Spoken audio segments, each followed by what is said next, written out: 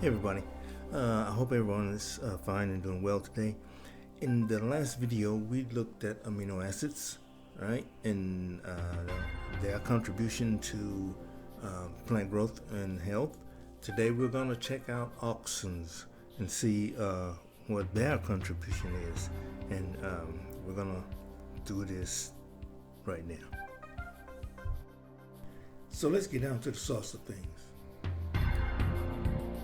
So chemicals known as auxins inform plants when to form roots. They play a cardinal role in the coordination of many growth and behavioral processes in plant life cycles and are essential for plant body and stem development.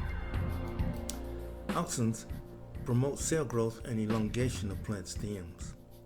In the elongation process, auxins alter the plant wall structure, making it easier for the plant to grow upwards. Auxins stimulate the intake of water and can also drastically affect plant orientation by promoting cell division to one side of the plant in response to how much sunlight the plant is getting. They are generated from the amino acid tryptophan. Natural auxins produced by plants include Indole acetic acid and Indole butyric acid. They play a central role in controlling plant growth and development under different environmental conditions.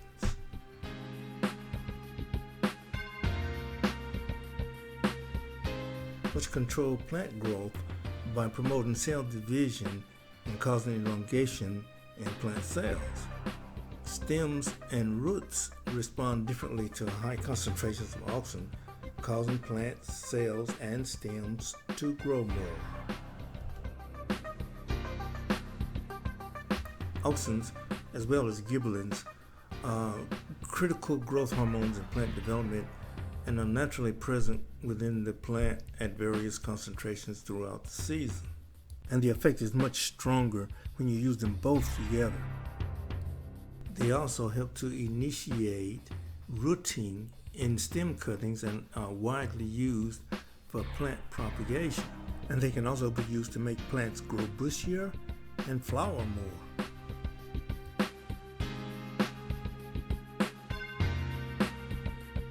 So, to sum things up, auxins are plant hormones that play a central role in controlling plant growth and development across different environmental conditions. Using plant hormones in this way means that you can control how and when the plant grows, making sure that the plant is always available when needed, regardless of the time of the year. So as you can see, this is a very important amino acid, and when used in combination with gibberellins, this is an unstoppable combination. So before I get out of here, I'm going to show you guys one way how to make a fertilizer to get these nutrients that we've been speaking about. And in this process, we're going to be extracting nutrients from grain.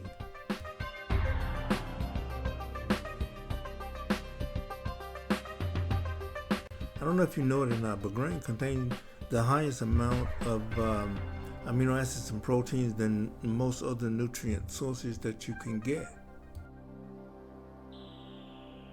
And if you've never considered grain as a fertilizer, you might want to do that. And to get these amino acids and proteins, there is a special way that you have to go about doing it.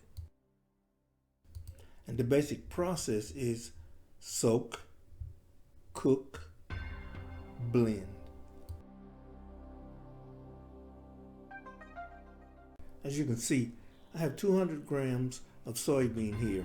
And what I'm going to do is put them in a pot and add 400 milliliters of water.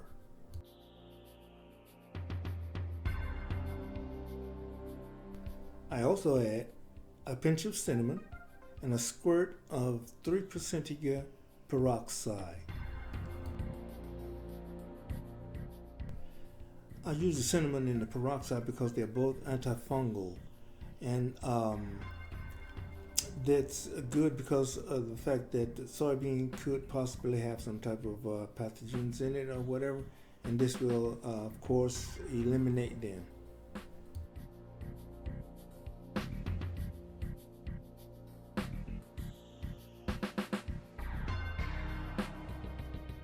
So I'm just going to let it sit overnight, and tomorrow we'll continue and I'll show you the rest of the story. So this is what soybeans look like after soaking overnight. And what I want to do now is to show you how to test the consistency.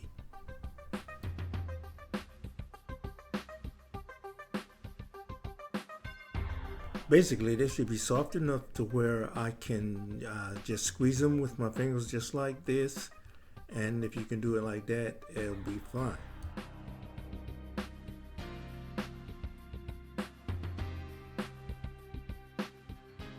So, of course, this is an extraction, and what I want is the sulfur, right? I want to extract the sulfur from these soybeans. And in order to do this, I have to steam them.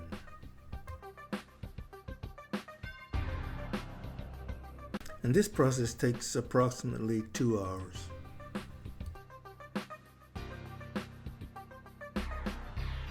So now I'm going to blend it, and to do that I'm going to add another 300 milliliters of water.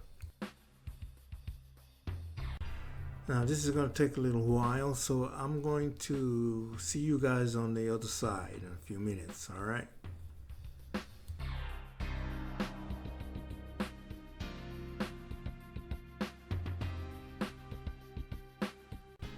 So here we go again, and as I said, with this type of fertilizer, the method of extraction is to soak, boil or steam, and then blend.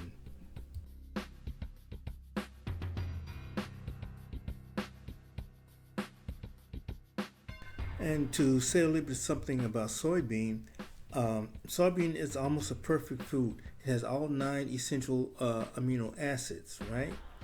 And it has the highest concentration of protein than any plant, let's say vegetable, that you can purchase. The protein content of soybean is almost equal to that of meat. But you do have to do the proper extraction. Continuing on, what I'm going to do now is add 1 tablespoon, heaping tablespoon of brown sugar.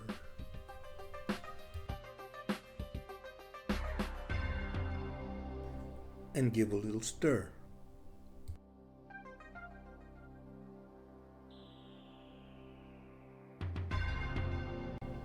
Cover with a breathable top and place in an unlit area for 7 to 10 days and let ferment.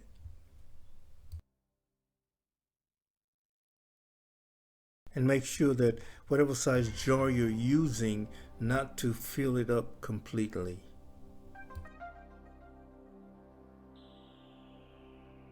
After 10 days are up, strain and use 1 to 1,000. That would be 10 milliliters to 1,000 milliliters of water.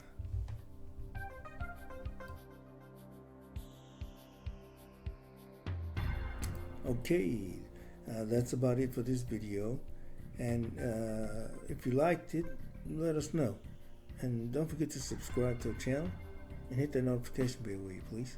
We appreciate it. Thank you. Take care of yourself.